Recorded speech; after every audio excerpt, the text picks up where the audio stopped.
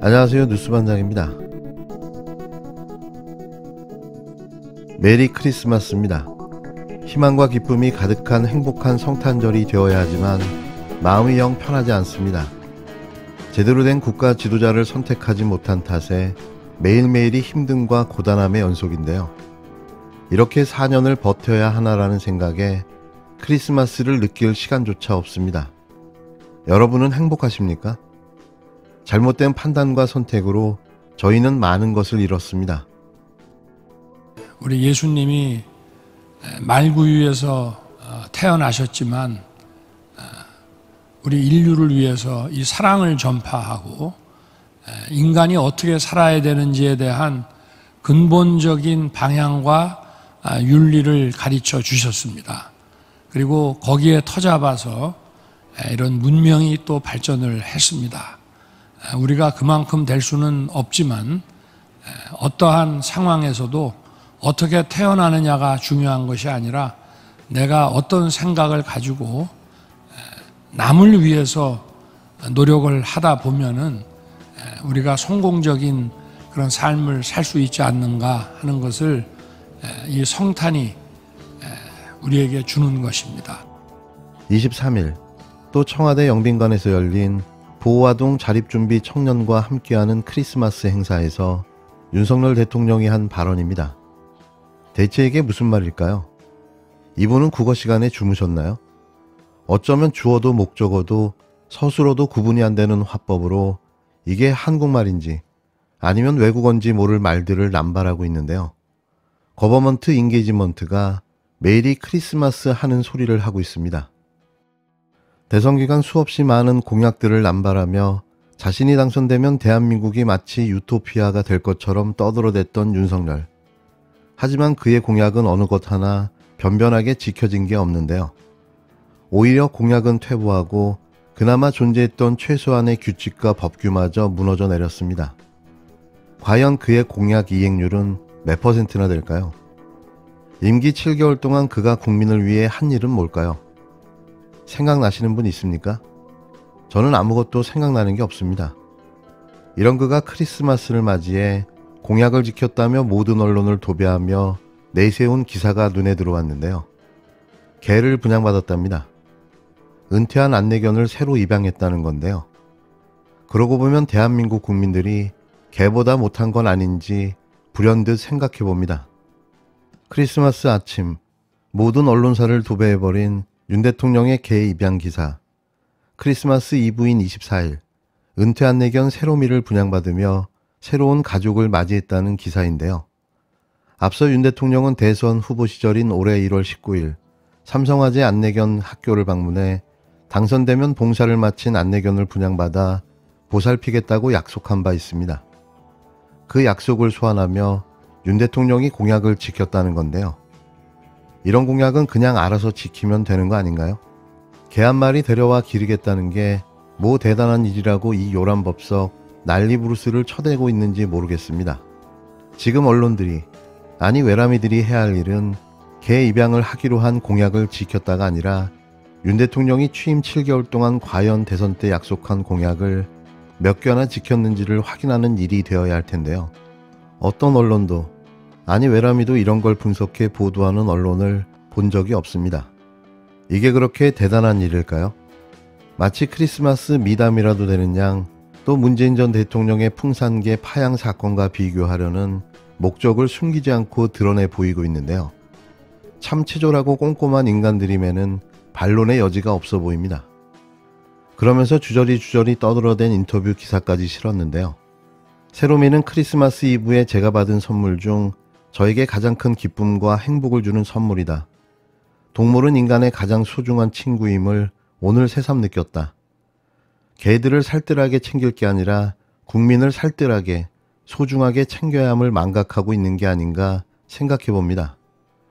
어쩌다 대한민국 국민들이 개보다 못한 존재가 되었을까요? 예산안을 보신 의원님들 계십니까? 어떤 분도 세부 내용을 보신 분이 없으실 것입니다. 도깨비처럼 등장하여 민주주의의 헌법 정신을 위협하고 우리 국회를 모독하고 있습니다. 내년도 정부 예산이 24일 새벽 국회에서 지각 통과됐습니다.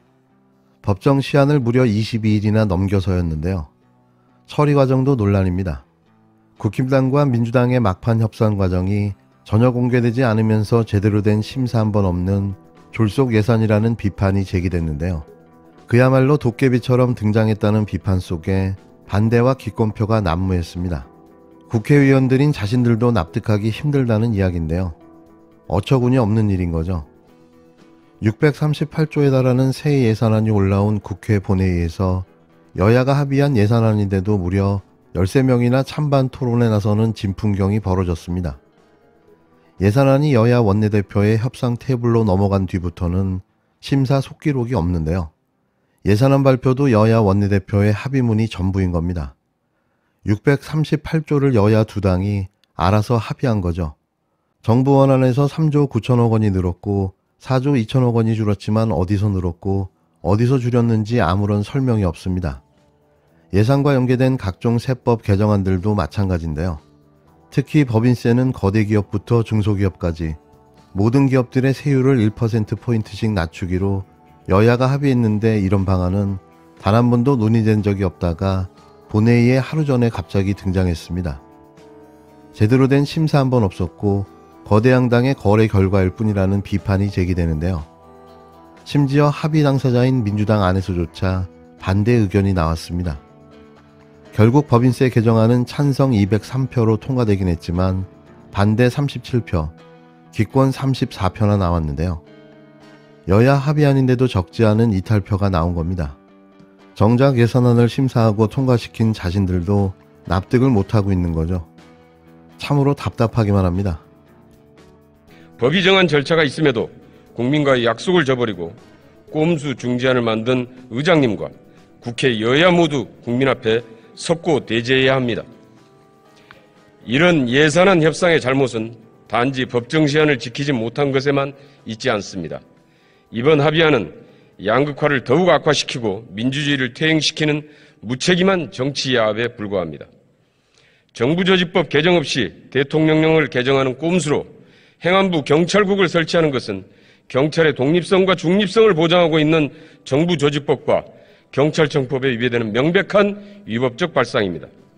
또한 행정부 소속인 법무부가 대법관, 헌법재판관 등 사법부 인사까지 인사검증하는 것은 민주주의의 기본인 삼권분립을 무너뜨리는 행위입니다. 생존의 위기에 직면한 민생을 볼모로 잡고 오로지 정권 옹위를 위한 권력기관 예산을 억지로 만들겠다는 윤석열 정부와 여당의 행태는 결코 용서받을 수 없습니다. 그리고 이러한 위법적 행태를 알면서도 이에 동조한 야당 원내 지도부도 그 책임에서 자유로울 수 없습니다. 설령 시급한 민생 예산 때문에 오늘 예산안이 통과되더라도 정부조직법 등 해당 법안이 개정될 때까지 행안부 경찰국과 법무부 인사정보관리단 예산은 한 푼도 집행되어서는 안 될 것입니다. 초대기업 법인세 인하도 문제입니다. 어지간하면 저는 여야 합의를 존중하고자 했습니다. 그러나 이건 아닙니다. 법인세를 깎아주면 투자가 늘어난다는 주장은 이미 허무맹랑한 신화입니다. 과거 이명박 정부가 법인세를 내린 이후 기업 투자는 오히려 줄었고 상장사들의 사내 유보금만 325조에서 845조로 2배 이상 쌓였습니다. 나중에 최경환 부총리는 투자하라고 법인세 감면해줬더니 투자는 하지 않고 사내 유보금만 쌓아놓고 있다면서 사내 유보금에 과세하겠다고 엄포를 놓기도 하였습니다. 법인세 감면으로 투자가 확대되지 않는다는 사실을 자인한 것입니다. 법인세를 인하하면 주주배당이 늘어난다는 주장도 근거가 없습니다. 국회 예산정책처에 따르면 국내 주요 기업의 배당 성향은 법인세를 감면해 주기 전 2008년 25.47%에서 감면 후 2012년에 22.74%로 오히려 하락했습니다. 코로나 팬데믹으로 양극화가 더욱 심해지고 소상공인 자영업자 등 취약계층이 생존의 위기에 몰려있는 지금 전 세계 주요국들은 법인세를 오히려 증액하거나 슈퍼부자들에 대한 횡재세를 신설하여 취약계층에 대한 복지 재정을 확충해가고 있습니다. 그러나 윤석열 정부는 오히려 거꾸로 가고 있습니다. 재정 건전성 운운하며 취약계층을 위한 복지 예산 등 민생 예산을 삭감하더니 과표 3천억 원 이상의 대기업들의 세금을 깎아주겠다는 것입니다. 이들 대기업은 사내 유보금을 더 이상 쌓아둘 곳도 없습니다.